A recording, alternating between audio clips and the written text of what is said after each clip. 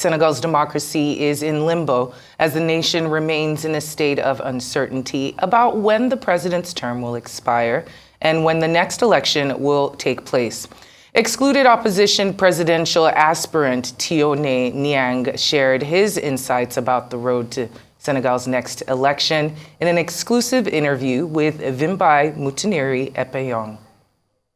One of Africa's most promising democracies, plunged into chaos. When Senegal's president Macky Sall announced the indefinite postponement of the highly anticipated 2024 elections, he also declared that he would not be pursuing an unconstitutional third term in office. This was not enough to keep the peace. With several opposition leaders in police detention, this move was the straw that broke the camel's back. The protests were met with a widespread internet shutdown and media censorship. 2 weeks later, President Macky Sall bowed to pressure and released hundreds of jailed opposition protesters, followed by a call for an inclusive national dialogue in a broadcast where he insisted that he would leave office on the constitutional expiration of his tenure on April 2nd. But there is still no confirmed position on when the election will take place and when the president will leave office, even as this imminent date draws nearer. Will democracy have its day in Senegal? So we're joined by politician, activist and social entrepreneur Thione Niang, live from Dakar, Senegal. Thione, good afternoon. It's great to have you, or should I say bonjour et bienvenue à Arise News. Merci. Thank you. Thank you very much. Thank you for having me. I appreciate it. You're welcome. It's a pleasure. It's great that you're able to make time during such a busy period in Senegal. Let's get straight into it. You were part of the national dialogue that took place Monday and Tuesday with President Macky Sall. Election date has been proposed for the 2nd of June, and another proposition is the extension of the president's tenure from April until June. This resolution was apparently voted in by a 99% majority vote at the National Dialogue. Can you tell me a little bit about how we got to these particular rationalizations?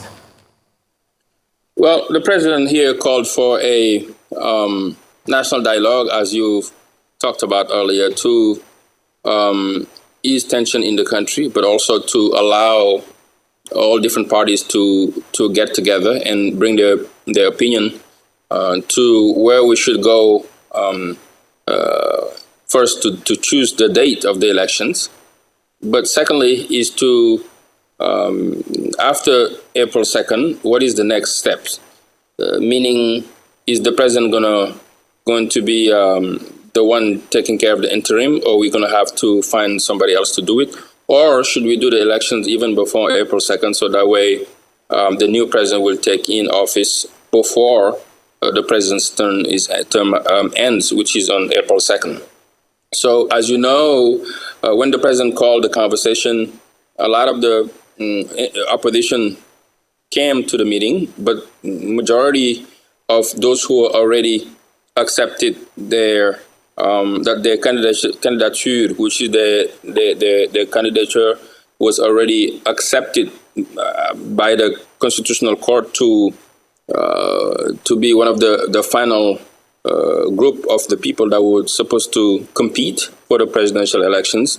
Majority of them refused to come to the dialogue because of their say to not trust that the president was sincere on this conversation, and that elections should be held before April 2nd, and then the president should leave on the day of the April 2nd to give the power to somebody else. Well, the dialogue, many of them didn't come, but it happened. Many people talked. Everybody, including myself, came in and discussed, shared our ideas on what we should do next.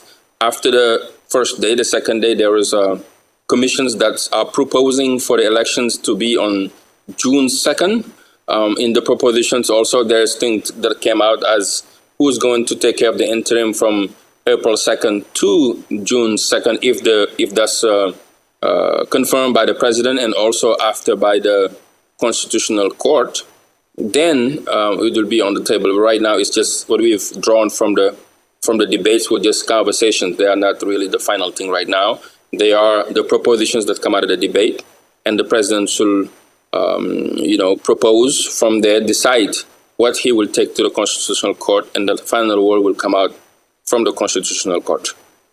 Now, as you've already painted the picture that the majority of the opposition leaders boycotted this meeting, so isn't there a concern that whatever the resolutions of this meeting will be are going to cause even more unrest? Well, there's still a lot of uncertainty. There's a lot of uncertainties to what's going to happen next. I think it will depend on what the president will put on the table on the final say, and then we are all, abide by the Constitutional Court. Then what the Constitutional Court would decide will be the final word. What they said earlier was to the president to fix the elections the fastest possible, but that didn't happen. The president wanted to open it up for everybody to have a say in that. So there is also a lot of steps that he's taken to make sure that it is more inclusive right now, because as you know, a lot of candidates, such as myself, was eliminated unjustly by just a small USB key, for example. You come to the Constitutional Court, they tell you, well, your USB card, in my case, it doesn't match as our USB card, and they're the one that gave the USB card. Even though we brought the USB key, they were still saying, well, by the way, the paperwork that you brought in, we don't need to look at it anymore, just the USB key. So in 5 minutes, they just let you go back. So those irregularities, and there's a lot of other things like the voter file. The opposition don't have access to the voter file. We don't know what's in the voter file.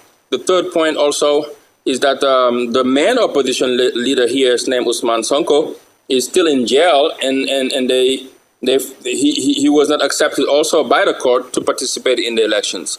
So all of these irregularities, I think, are the reasons why we were supposed to have this debate to figure out the way to ease tension in the country, to start an election that's inclusive, that's fair, that's democratic, that everybody has a chance to compete. Then we can also give the opportunity to Senegalese to choose the best president for them democratically, instead of handpicking who's going to be part of the election and who's not going to be part of the elections, which is actually the reason why the debate was happening. But unfortunately, some of the leaders didn't come because they are pressuring for the president just to leave office on April 2nd. Right, and I went through some of the comments on social media and some of the feedback, and I noted that a lot of young people who follow you and who follow opposition leaders were disappointed that you agreed to be part of this national dialogue. What is the mood currently in Senegal? Are young people... Go on.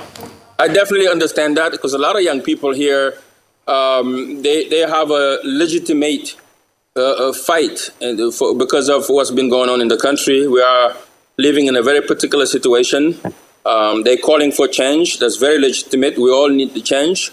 We all need a new leadership. After 12 years in power, I think it's time to see new young people, which is the reason actually why I am in office, because we are fed up in seeing the same thing happening all the time. And as you can see, there's a lot of lack of job in the country. Young people are dying in the oceans because of looking for hope and opportunities elsewhere. It's very expensive in Senegal. Even those who are working don't have the good pay to be able to sustain themselves. For a very wealthy country, that politicians are getting richer and richer and richer, and business people are getting poorer. Here, the richest people in this country are politicians. They are not business people. And the business people are not creating jobs because there's a lot of difficulties in the country. If you look at the fishing industry, it's a disaster here because of the illegal fishing. There's so many difficulties. For people like us who are farmers in the farming sector, it's extremely difficult for farmers to be able to make ends meet. So that all of that things together, and then looking at all of the, corruption that's going on around politicians, and also the same politics going on since independence, the same people running for office, the same people around since this past 20 years. This new generation wants something new, and that's legitimate. When they see people like me to go to those debates, but what I'm trying to explain to them is that where our country is right now, we're in a situation where we need to sit on the table and talk. Because even if we don't agree, I am I am a believer of dialogue. I believe in that even the World War I, World War II, they all end up in the conversation, and we do not have to wait to go to fight, to burn the country, to put the country at unrest, then to sit down on the table. Because at the end, we're going to sit on the table.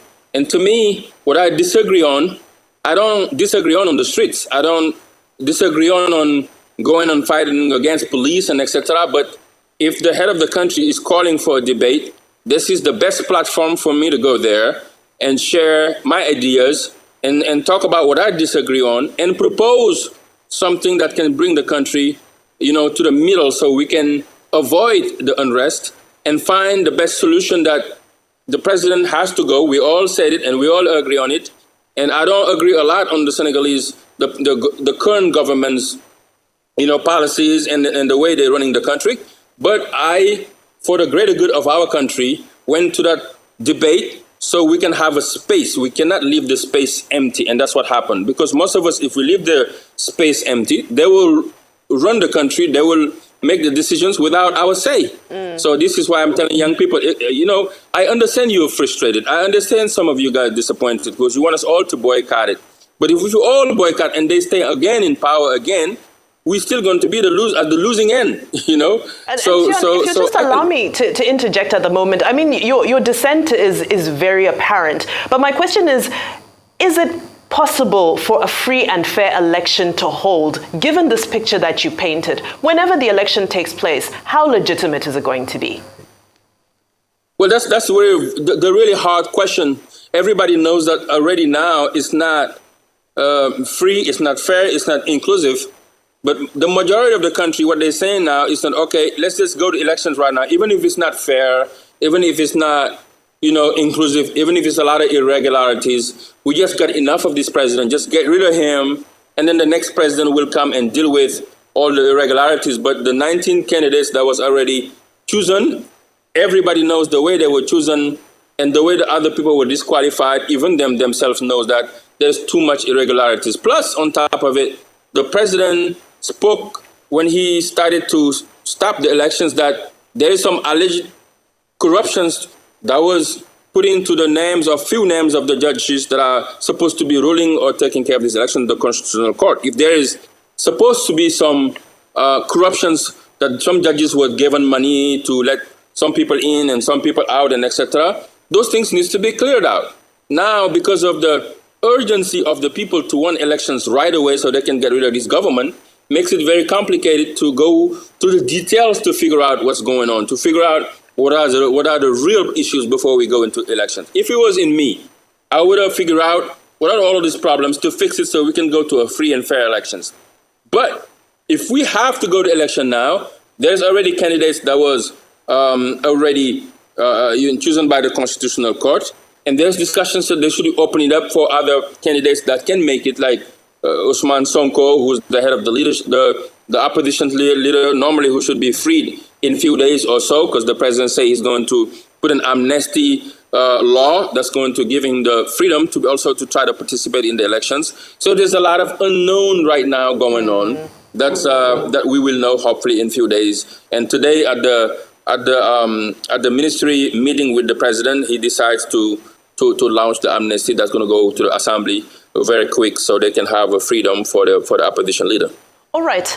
As we round up, as our time is very fast spent, I'd like to ask you this very direct question. Is this a constitutional coup in action? Well, that's what's been interpreted by many. To me, this is debate that just happened could have been avoided when the issues happened, because in 10 hours before the elections was supposed to be launched, that's when the president stopped the elections. Because of all those things that I say, he said that it was the reason why he had to stop the elections, so we can make sure that everything is fair and inclusive and etc. So some people call it a constitutional coup to stop the elections, But the bottom line for me is that nothing is clear, nothing is fair, nothing is inclusive from the beginning. Because from the beginning, there was candidates that was handpicked and selected. From the beginning, there was a lot of maneuvering going on to eliminate candidates that was supposed to be a danger for them, or they know could win the elections, they find ways to put them out, put them on the side. And if we go into a democratic process, and this country is known for its exemplary democracy, we never had this kind of issues where it goes so deep that you have to choose who's going to be the candidate, who's going to be participating in, etc. This is why it's extremely difficult for our country today, inside, but also in the image of Senegal across the world, because the world is watching what's going on here, and it's not helping us. But we want to move fast, and I trust the process. I trust the ability of Senegalese to be in this kind of position, but to be back in the table to figure out inside the home, to figure out how we're going to fix this problem so we can go on the other side that people are expecting that we can go into. I'm optimistic that we'll find solutions. Absolutely. I'm optimistic that we'll all come back to our terms, and everybody will get a chance to participate, and we can pass this hurdle to go to the serious urgency, the fierce urgencies of this country, which is finding jobs for our people, restore dignity for the Senegalese that needs that today, and only after these elections we'll be able to get that. And of course, ECOWAS right now needs a very beautiful story that celebrates democracy. Thione Niang, as you put yourself, eliminated presidential candidate, I do wish you all of the best, and I hope in the next round of elections, your candidature will stand, and the people will have an opportunity to vote for you. Thank you. Much appreciated. I appreciate it. Hello to everybody in Nigeria. That was Thione Niang, a Senegalese presidential aspirant who unfortunately was removed from the list of candidates. However, he continues to add his voice to the opposition movement as they clamor for democratic, free and fair elections.